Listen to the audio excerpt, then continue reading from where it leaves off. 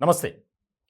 తెలంగాణలో త్వరలో జరగబోయే 17 పార్లమెంటు స్థానాలకు సంబంధించి కాంగ్రెస్ పార్టీలో ఆశావాహుల సంఖ్య బాగా పెరుగుతూ వస్తుంది.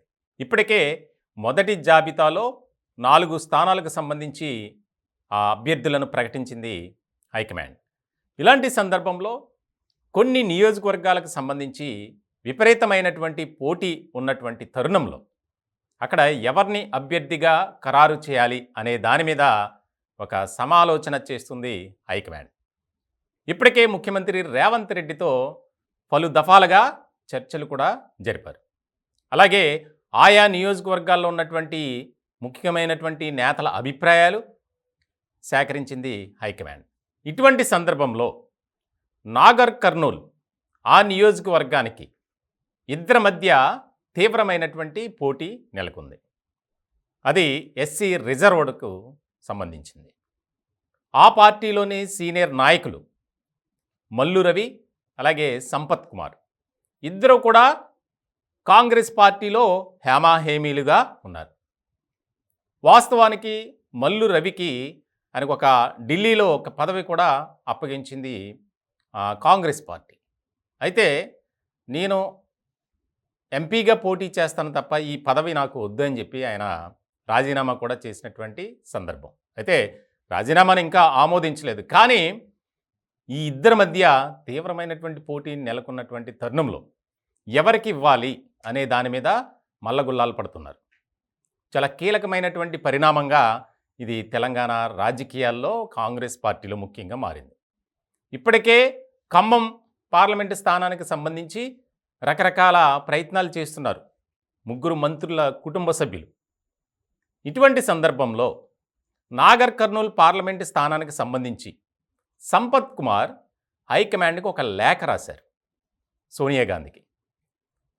నేను కాంగ్రెస్ పార్టీలో ఒక కార్యకర్తగా ఉంటూ పార్టీ మారకుండా ఇప్పటి వరకు నేను పార్టీ కోసం పార్టీలో ఉన్నటువంటి అభ్యర్థుల గెలుపు నేను ముఖ్యంగా టార్గెట్గా తీసుకొని పనిచేశాను.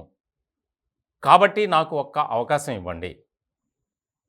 నాగర్ కర్నూల్ పార్లమెంటు స్థానానికి సంబంధించి గతంలో మల్లు రవి అక్కడి నుంచి పోటీ చేసి ఓటమి పాలయ్యారు టీఆర్ఎస్ అభ్యర్థి చేతిలో అప్పుడు. సో ఇలాంటి క్రమంలో ఆయన రాసినటువంటి లేఖపై తీవ్రమైనటువంటి ఆసక్తికరమైనటువంటి చర్చ జరుగుతుంది తెలంగాణ కాంగ్రెస్లో.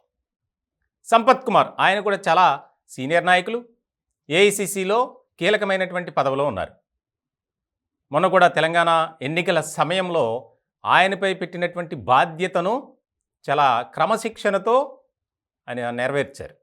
ఇటువంటి క్రమంలో మల్లు రవియా సంపత్ కుమారా అనేది ఇక్కడ కీలకంగా మారినటువంటి అంశం.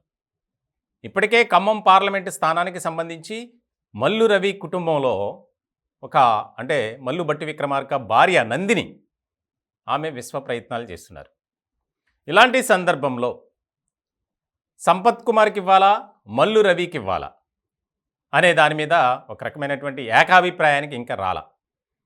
కానీ ఎక్కువ శాతం మల్లు రవికి ఇస్తే బాగుంటుందని కొంతమంది అభిప్రాయాన్ని వ్యక్తం చేస్తే పార్టీ కోసం పార్టీలో ఉన్నటువంటి క్యాడర్ని బలోపేతంగా మార్చడంలో కీలక పాత్ర వహించారు సంపత్ కుమార్ అనేది కూడా బాగా వినిపిస్తుంది. ఇలాంటి క్రమంలో ఇద్దరికి కూడా 50-50 ఛాన్సెస్ ఉన్నాయి. ఇలాంటి సందర్భంలో చాలా కీలకమైనటువంటి పరిణామంగా ఇది కాంగ్రెస్ పార్టీలో చేరింది. ఇప్పటికే 17 లోక్సభ స్థానాలకు సంబంధించి 3 పార్టీలు గులాబీ పార్టీ, కమలం పార్టీ, హస్తం పార్టీ అభ్యర్థుల ఎంపిక విషయంలో చాలా జాగ్రత్తగా వ్యవహరిస్తుంది. మొత్తానికి నాగర్ కర్నూల్ అంశంలో ఆయన అధిష్టానానికి లేఖ రాయటం ఎవరైతే సంపత్ కుమార్ ఉన్నారో, నన్ను కావాలని రాజకీయంగా ఎదగనీయడం లేదు, కుట్రపూరితమైనటువంటి రాజకీయాలు చేస్తున్నారు, క్రమశిక్షణ కలిగినటువంటి నాలాంటి నాయకులకు సరైనటువంటి గుర్తింపు లేదు, ప్రాధాన్యత లేదు. కాబట్టి మేడం మీరు ఒకసారి ఆలోచించి నాగర్ కర్నూల్ నుంచి నేను పోటీ చేయడానికి నాకు ఒక్క అవకాశం కల్పించండి, నేనేంటో నిరూపించుకుంటా అని చెప్పి లేఖ రాసినటువంటి క్రమంలో ఇప్పుడు దాని మీద ఒక హైకమాండ్లో చర్చ జరుగుతుంది. ఇప్పటికే ఒక కొలిక్కి వచ్చింది అభ్యర్థుల ఎంపిక విషయంలో.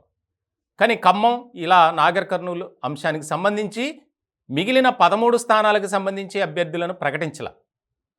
ఆశావాహుల సంఖ్య అయితే బాగా ఎక్కువగానే ఉంది. ఒక్కొక్క నియోజకవర్గానికి సంబంధించి 3, 4 పోటీలో ఉన్నారు. ఖమ్మం అయితే 7 పేర్లు వినిపిస్తున్నాయి. ఇలాంటి సందర్భంలో నాగర్ కర్నూలు పార్లమెంటు స్థానానికి సంబంధించి ఎవరిని ఎంపిక చేస్తుంది హైకమాండ్ అనే దాని మీద ఒక రకమైనటువంటి చర్చ జరుగుతుంది. మొత్తానికి సంపత్ కుమార్ వర్గీయులు, ఆయన సన్నిహితులు, అభిమానులైతే మా నాయకుడికే టికెట్ దక్కుతుంది అని వారు ఆశాభావాన్ని వ్యక్తం చేస్తుంటే, మల్లు రవి మాత్రం సీనియారిటీకి ప్రాధాన్యత ఇస్తారు, ఖచ్చితంగా నాకే టికెట్ లభిస్తుందని చెప్పి ధీమాలో ఆయన ఉన్నారు. మొత్తానికి మరికొద్ది గంటల్లోనే ఈ సస్పెన్స్కి తెరపడే అవకాశాలు కనిపిస్తున్నాయి.